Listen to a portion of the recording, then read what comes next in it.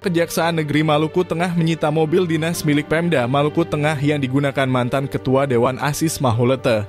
Ini mobil dinas yang digunakan mantan Ketua Dewan Asis Mahulete, kata Kepala Kejaksaan Negeri Kajari Maluku Tengah, Nur Akhirman melalui Kasidatun Fitriatuahuns di Masohi, Jumat 17 November 2023. Kata Fitri, mantan Ketua Dewan periode 2009 hingga 2014 itu diketahui menggunakan sedikitnya 3 unit mobil dinas. Dari tangan Asis, pihaknya baru menarik kembali 1 unit, sedangkan 2 unit lainnya sampai hari ini masih digunakan. Tuahuns juga menjelaskan bahwa langkah tersebut ditempuh dalam rangka menindaklanjuti surat kuasa khusus yang diterima dari pemerintah daerah sebagai bentuk sinergitas antara pemerintah daerah dan kejaksaan dalam menertibkan aset daerah.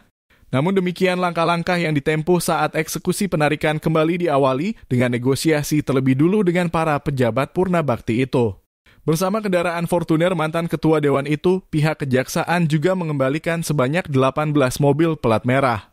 Jadi ada kesulitan dari Pemda minta bantuan hukum dengan melakukan negosiasi dan kami berhasil menarik kurang lebih 19 kendaraan pada hari ini, tutupnya.